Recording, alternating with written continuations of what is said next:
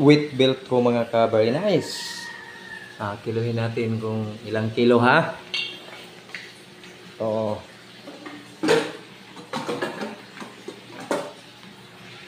okay. Exactly 5 kilograms. Ito yung isa na paraan sa atong dive technique. Watch na natin sa video mamaya yung dalawang king mackerel kung paano natin nasundan na curious lang. Ito ang gawin natin. Mabigat ang ating belt. Okay. Ito na tayo mga ka-very nice. Simulan natin ang pagsisid. Mga kaugbok. Meron tayong nakitang samaral o kitong. At ayun, medyo nasa malayo lang. Di natin natirahan. Tingnan nyo. Hayaan na lang natin kasi mabigat yung belt natin at saka 18 meters na to. At ayun ang decoy. At simulan natin nang nakita isang king mackerel. At pag nakita natin to sa itaas mga ka-very nice, nagda-dive bomb technique tayo. No finning kasi mabigat yung belt. At madali lang tayong nakalapit sa kanya. At ayun, gitik. At simula natin sa paghila ng ating reel line mga ka-very nice. Medyo maliit lang tong tangigi o king mackerel na to. Nasa 4 kilograms. Ayos na tinamaan mga ka-very nice. Hindi na natin kailangang mag long line pa.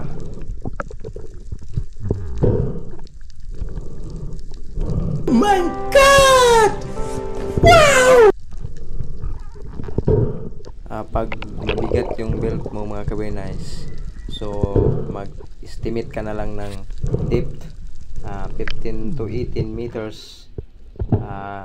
Dyan ka na lang stop sa iyong dive bomb technique at saka ahon ka na lang pag nasa malalim na yung isda, sobra 20 meters pa, di na kailangang habulin. Balik na kaagad sa itaas kasi alam mo yung belt mo is mabigat nasa 5 kilograms tong dinala ko. So pag yung king mackerel ay malayo na, di ko na habulin, babalik lang yan mamaya. Yun lang ang mga paraan, simple na paraan lang para sa king mac.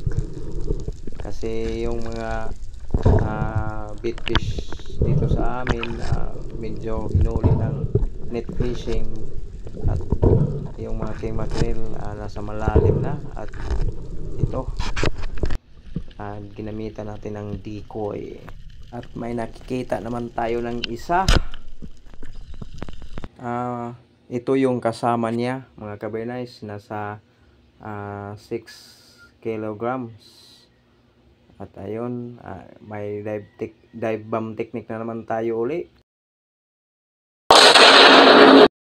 Ayun, gitik. Simula akong nagdidecoy mga ka-very nice year 2022 sa December. At doon ko yan natutunan sa Camiguin, yung isang spiro na nagbabangka doon. Nagdidecoy 10 tangigi isang araw niya makuha gamit yung decoy. At yan ang natutunan ko doon. Pero iba yung styles sa kanya kasi nasa bangka lang siya nagpasilip-silip, pero sa akin iba. Ginamitan ko ng mabigat na belt at saka lalangoy, pero yung floater ko dyan sa tiyan ko kasi mabigat yung belt. Wala ka ng buoyancy doon. Mag-ano ka na lang, yung floater mo sakyan mo lang, at saka yung decoy mo ilalangoy-langoy mo din. Nasa 7 to 8 meters pag malinaw. Pero Kung malabo, nasa 4 to 5 meters lang. Oh my God! Ang karamihan sa mga king mackerel o tangigi na nahuli ko, ginamitan ko yan ng dive bomb technique.